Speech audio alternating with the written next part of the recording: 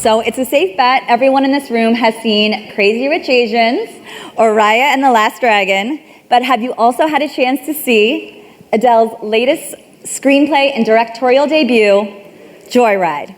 Well, I have, and let me just say it's fantastic.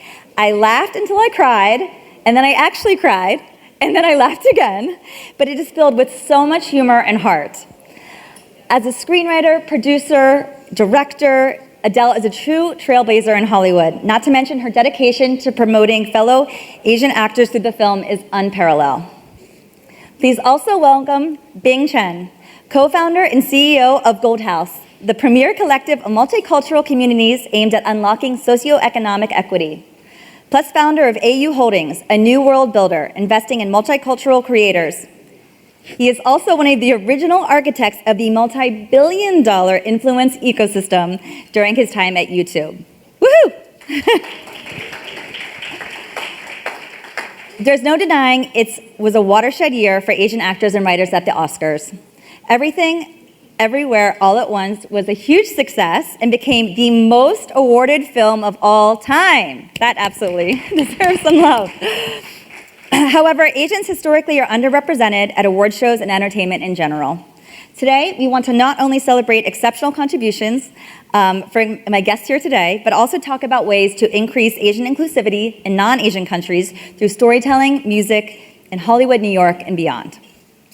So I'm going to start with you, Adele, but I actually want to talk about an interesting study that Bing sent me from the University of Southern California, stating that Asians are the only demographic to see drastic improvements in on-screen representation in the past 5 years.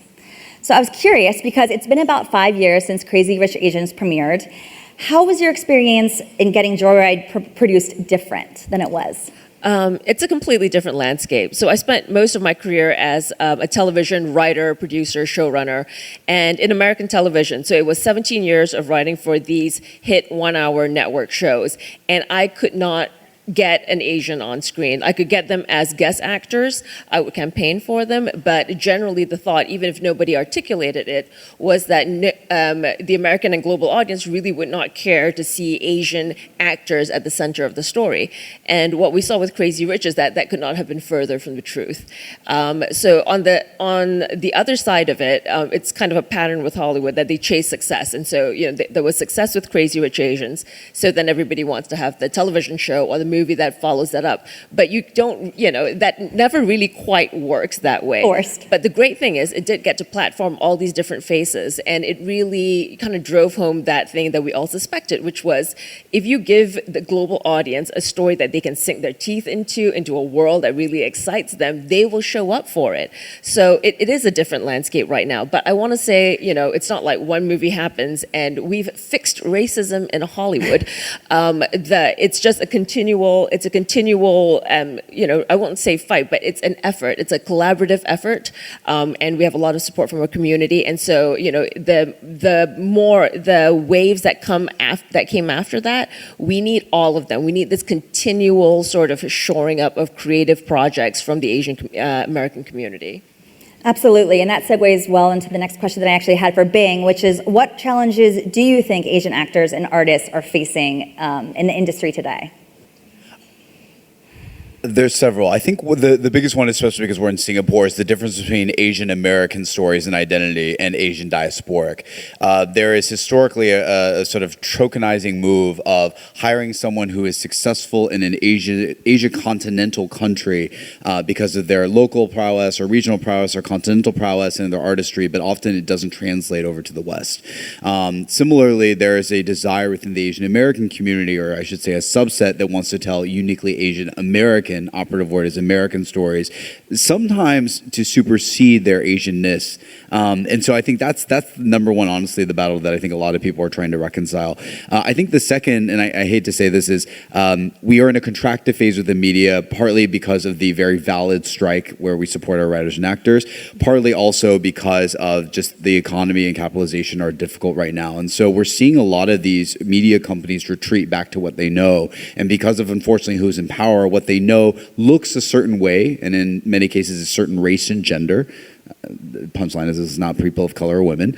And then secondly, it goes to certain IP that they know and have historically loved, but may not actually resonate with broader audiences. And so unfortunately, that is actually what all minority communities of all different shapes are up against now. The solution to that is, one, we need to continue to nurture executives who are diverse, because if you are a diverse executive, you typically do have an eye out for others.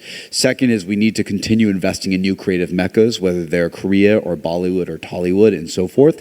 And then third is we also have to keep engineering new distribution and monetization opportunities, whether it's in, I don't want to call these downstream platforms, but whether they're in UGC-driven platforms like the great YouTubes, the Metas, the TikToks, the ByteDances of the world, just to give more shots to more people who historically may not, where there may be more rigid sort of distribution opportunities.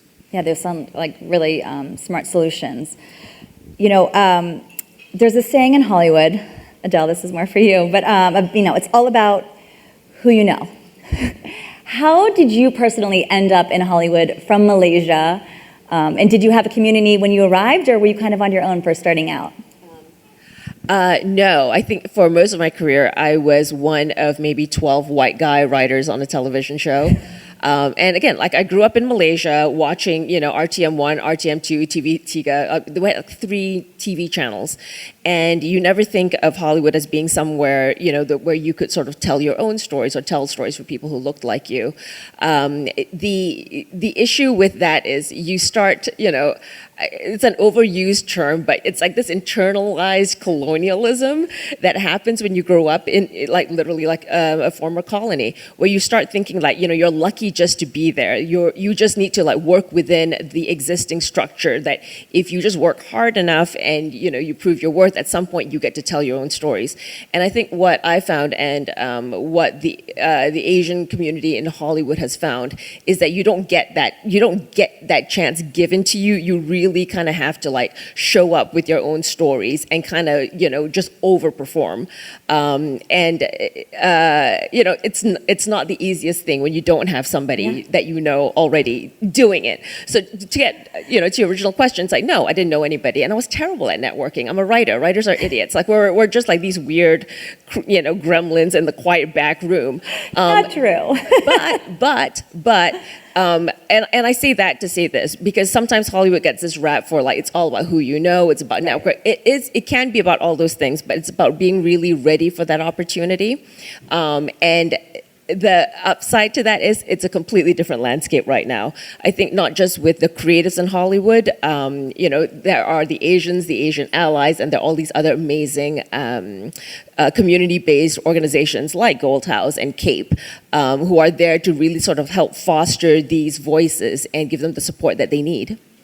Yes, and that's so good to hear that you feel like things are changing in the landscape and just getting more and more supportive with each, you know, passing year. But I guess to your point about Hollywood, we've been talking a lot about location. I'm just curious, you know, where, and either one of you can chime in, but where do you think aspiring Asian artists need to be? Is there a specific location? Adele should answer this first.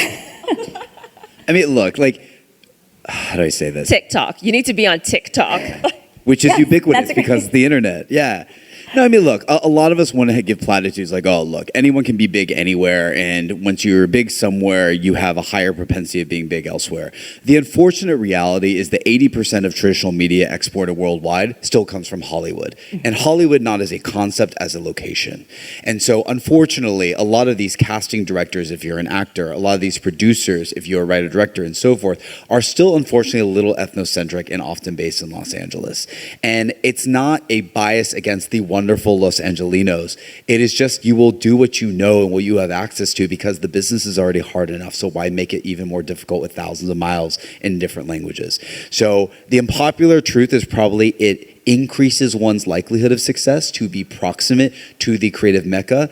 But the other side of me wants to believe, screw the creative mecca. There should be multiple creative meccas, once again, as Bollywood, as Tollywood, as Nollywood, as like K-dramas and the behemoth that is South Korea have demonstrated. And so, yeah, that's, how do we say this? So succinctly, yay, Hollywood, sure, increase the likelihood. But I think it's incumbent, especially on us who are of origin or come from the Asian continent, whether on identity or in upbringing, to make sure that we rebalance where those creative meccas can be. Absolutely. I mean, there's lots of emerging markets, as you said, obviously. Yeah. You know, India, Saudi, like there's so many places that are untapped in that market. Yeah, and I just want to add to that because both things can be true. Yes, we're, we are a mecca. It's about the people, It's also that sort of like very energizing mix when when you have a bunch of actors and creatives together. You make magic.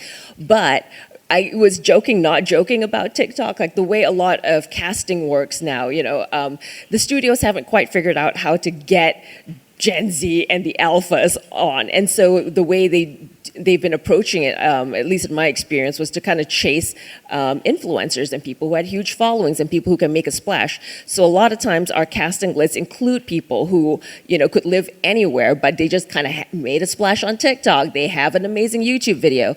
A lot of them are professional influencers and content creators and know how to game the system. A lot of them are just like kids who got like really lucky with an unboxing video. Right. So it's the fun part of it is that it's kind of like choose your own adventure. If you can make a splash for yourself, that's also a good way to get some visibility. So do you feel like in your experience, if you can make this great video, if you get something that's viral, like the producers are going to come to you, right? They're going to find you if you're that great. Yeah, they're going to find you. And the question of whether you're ready for that, for whatever random opportunity, they'll be like, this is amazing, great unboxing video, and can you read for this part in our new, Gilmore Girls spinoff? And so you better be ready when that happens. Ready is the operative word, because I think something that we found, especially in the first generation of the YouTube creator economy between 2010 2014, is there are all these big audiences, and it's exactly what Adele said. All these old studio execs who didn't know how email worked thought this was going to be their bastion to get to younger millennials at the time. And the reality is there just was a translation gap. A lot of these people were bad actors. A lot of these people didn't want to be told what to do by someone twice their age. And so I think that the readiness is the operative word there that Adele is alluding to.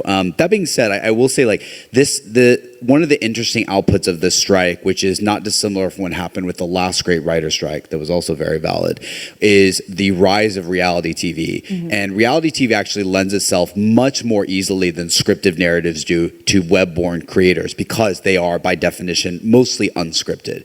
There are some notable exceptions to that, but they are. And so I do think, unfortunately or unfortunately, we are going to see a resurgence and a reimagining of a lot of reality TV that might lend itself very nicely in the next 9 months to these web-born creators. That's a fantastic point. I absolutely agree with you. Bing, what are, you're obviously such a huge advocate of promoting Asian, artists and actors. What are one or two factors that you really consider when you're deciding whether to promote, support, or fund, an Asian artist? Easy. So Goldhouse has the privilege of supporting so many incredible creators in their projects, like Adele Lim and Joyride, like Everything Ever All at Once with Daniels and Jonathan Wong, as well as the incredible cast. We have 3 criteria in descending order, and it's very simple. And it's not just us. We have a coalition with CAPE, who I also serve on the board of, as well as litany of basically the top festival and studio chiefs. So the 3 in order are 1, and these are all unpopular, critical acclaim. Is it good? Because if it's not good, it will send all of us back. And that is an unfortunate reality because a lot of people, it's chicken or egg, didn't have the opportunity, weren't nurtured, and so forth and so on. We get approached by these people all the time, but if it's not good, it won't be taken seriously. And at the end of the day, this is art. This is not charity. The second is cultural imperative. Is this saying something that we think is important? Joyride, critically, is an amazing comedy, so check there. But culturally, it's also really important because Asian women are usually reductively sexualized and objectified through a litany of different sort of mechanisms. And Asian women are least likely to be promoted to traditional management. You never see an Asian woman writing, or Asian women, I should say, writing, and an Asian woman at the helm. So culturally, this was just really important. This was the vitamin with the ice cream of the comedy, right? And then the third is character. So unfortunately, there are a lot of bad actors. I don't mean actors. I mean bad people in any industry. If you are a harasser, we will not support your stuff. And we know you're a harasser, we won't support your stuff. And the reason why is there's too many good creators now where we don't have to concede there. Now, do we get everyone every time? No. But when we know, we absolutely will not support. And we're very clear about that privately with them. We don't shame people publicly. We give people their flowers publicly, but we do spank privately. So those are the 3. You'll probably notice commercial viability was not in that list. And that's the point. Just to pick on one of our biggest success cases outside of Everything Everywhere. no one thought Parasite was going to be big, even though it won the Palme d'Or. First of all, most people don't even know what Cannes is, and all the tracking was abysmal. We saw this film, and it was the same year where Donald Trump started spewing all the xenophobic BS. And A, again, it was an amazing film. B, what better way to tackle that? The reduction of Korean language films into best foreign language picture in the case of Minari at the Golden Globes than to perpetuate a Korean only cast, creator, and language film. And so that was the character part, that was the cultural part. And then character, I didn't know director Bong back then, but presumably good and didn't hear bad things. And so anyway, that's just like one example of how sort of all this goes into our calculus. And then that ended up being the best performing film by per theater average that year. Gold House was 75% of the opening weekend because we bought all these theaters, every theater in New York City. And so again, I want to emphasize that of commercial viability is not part of the consideration set because I think it's on us and on other multicultural communities to enumerate it or to deliver it. What amazing foresight you had. That's unbelievable. I mean, that movie is fantastic. Oh, I just wanted to say, first of all, we've never actually had a conversation about, what your criteria were for a movie. So we're really bad about it. I'm delighted. I'm really touched. We just wanted to make a movie with lots of dirty jokes in it, and Gold House was like, we will support you, so thank you. And also just to add to that, it was like community support, for all of our movies. It really is, it's unfortunate, but it's about opening box office numbers, so it's whether our community and the global community really shows up for these movies that aren't just like Marvel things with like Ryan Gosling at the center. Well, and speaking of community, I was actually curious, Adele, just to hear if there was anything specific from your Malaysian upbringing that you felt really helped you kind of succeed in your career. I think this is interesting. This is something I didn't really fully realize until the last couple of years. When I first got to Hollywood, I thought I was working at a huge deficit because I didn't grow up with Americans. I didn't know how to speak American. I didn't have the usual sleepaway camp experience and middle school and awkward sexual fumblings in a backseat of a car. We just didn't have that in KL. Seven Minutes in Heaven or something. It was called, right? The club, spin bottle. See, had no idea what that was. Both at once. Yeah, but okay. I didn't see this path going there. But I think the thing that really did help me growing up in Malaysia that I did not foresee coming is this. Because when you grow up in Malaysia, you do not feel like a minority. Even though the Chinese are a minority, we feel like we are part of the fabric of society, that we have a say. And that you are taken seriously. You're taken seriously at, in school with your family. I mean, even though you have a bunch of Asian aunties sitting on you, your point of view is worth something. And having that confidence, I think, you do see it in a lot of Asian, immigrants of color who are used to being, used to having their word carry something. Mm-hmm. And so being able to carry that into Hollywood, into a creative space has been really valuable because creatives were vulnerable. You put your dreams out there for people to judge and you get squashed a lot.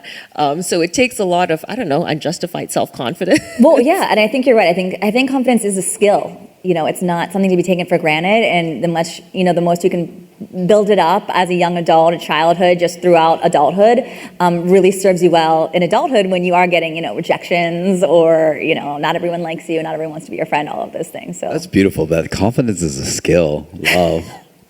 Thank you. Okay, so let's work at Dr. Phil. Or Oprah by proxy. We're new best friends. We just met. Anyways, I love it. Bing, so you played obviously a crucial role in the creating and cultivating of the influencer industry. Did you find a special formula for success that you feel like can be used in other, areas of entertainment? We might have some artists or managers in the audience. Is there one little tip, something that you kind of noticed as you were building that ginormous community of cultural influencers? So the YouTube Google approach is to platformize this answer or to templatize it. And so the answer is there is a trinity, at least I believe, there's a trinity in creativity, which are fame, fortune, and creativity. So everyone cares ultimately about these three things principally in that exact order. So what does that mean? First is fame. You need a large, engaged, and most of all, retained or sustained audience. So whoever can show that they're not just good at blasting, but good at continuing to engage, through comments, through fan meetups, whatever, and sustaining that over time has longest longevity. The second is monetization. Any creator that is one-dimensional, you are only famous because you act in one film, is not going to have a long career. Media, by definition, usually the anchor IP, in the case of Star Wars, the film, in the case of Harry Potter, the books, though those are two exceptions to what I'm about to say, usually it's a loss leader. Right. It usually does not make money. It makes money on the toys from Star Wars. And then at some point, maybe the movies make money. J.K. Rowling is a billionaire partly because of the books, mostly because of licensing and everything else, right? And so having multitudinous revenue streams that are built in endemically is something number two. And it's something we look for in creators because it would separate the artists from the creators themselves. And then the final piece is just creative prowess. Are you even good? Bad musicians do not last. Dumb comedians do not last. Bad filmmakers do not last. You have to be good. It is not an accident that Issa Rae is one of the people who took off from YouTube and stayed taking off. That is not an accident at all. I mean, it's also partly her work ethic, and she's like incredibly sharp. But it's also because she was so multitudinous in all three of these dimensions. So I'd say those are three, and I'd say those are consistent for everything. Yeah, absolutely. This makes a lot of sense. What advice, and either one of you can chime in, what advice for talented artists and or managers who want to get seen and heard out of Asia? What would you tell them to do? Any first steps? I mean, I'm sure it's a lot, but the TikTok? Do it all. Do your best. I mentioned this in a panel earlier, and I'm speaking really, mostly as a reflection of my own upbringing, that a lot of kids brought up in Asia and women, girls particularly, there's this, this aversion to shame and, making yourself look silly or trying something and failing, and, and that, it doesn't help that you're traditionally sort of like, pressured or like nudged towards more like traditional careers. And so having the support of your family and your community, as you pursue a career in entertainment, that's huge. And if you can't find that, at least if this is something you're serious about, what Bing said, you want to hone your craft. It's not just about knowing the right people and just being lucky and discovered in a drugstore somewhere and someone makes you a star. You need to put in all your work. And so when that opportunity knocks, you're ready. But you just need to, in the effort to get ready, you have to be willing to make an ass out of yourself. Like if you want to pursue a career, as an actress, it's not about showing up and being just the most beautiful girl. Having been a producer and a director, we see auditions from very beautiful girls all the time. You are looking for somebody who can connect, somebody who has that light in their eyes, somebody who wants it, somebody who has craft, somebody who can just break through that screen and just be undeniable. That's what we're looking for. So in this day and age, everybody has an iPhone, everybody has access to social media, again, all paths lead back to TikTok. But you can be your own platform. Yeah, absolutely. And the great thing about TikTok, it's that, to state the obvious, like Instagram was all about this curated experience, and TikTok it really was about your audience being able to engage with you as a person. So, if you have something to say, put yourself out there, let us know that you're there. Absolutely. And by the way, TikTok did not pay for any of these mentions today. Not yet. They can contact us afterwards. Was there one particular step or aha moment for each of you where you felt like that just took, propelled your career to the next level? Did you have a moment? Oh, that's easy. So when I was 24, I was leading the globalization of the YouTube Partner Program from 42 countries. It's the comprehensive suite of monetization services and so forth. And this is after a year and a half of having some success, but ultimately being told my shit was not hot because everyone at the time wanted to be Netflix and HBO, license a bunch of premium content, and then reinvest it in premium originals with Jay-Z. And so I remember we had just launched it, and it brought in $400 million within a couple months. And we had 3 million new creative partners. This was a third of top line revenue. And I was at Salar Kamangar, who at the time was the CEO of YouTube staff meeting, which I obviously never sat in. And I distinctly remember them going down the line of like, I'm now gonna get in so much trouble because some of these people are here and sponsoring this, but like the head of music was getting yelled at because he had just lost some deal with Universal, Sony, or Warner or someone. And then it goes to the head of sales, who had just lost one of the biggest automotive partners. It was either GM or Ford. And then it came to Bing, who was half their age, not white, didn't go to HBS by design. And I was like, I have great news. Like, we're democratizing creation, and I'm a third of revenue. And obviously, it wasn't just me; it was a team. But I ended up driving and project managing all of it. And I remember afterwards, my boss Tom Pickett, who was head of content at the time, who I adore, he's now CRO of DoorDash. He pulled me aside and he said, "Bing, your career is about to change now, and you have a decision. You can either change how you speak."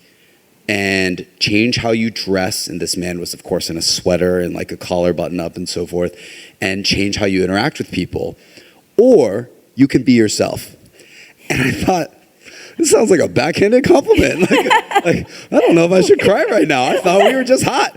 I was like, I thought you were my guy, Tom. Come on. Anyway, and so I remember I went home that night, and I thought, like, I was the guy who like did like dad jokes. Like, I thought YouTube culture sucks. So my buddy Michael and Austin and I like got a bunch of garden gnomes and put them in the lobby of YouTube headquarters, and like we put little like puns for our favorite people, and like we just do these things. And then we also, by the way, happen to drive business and change the world.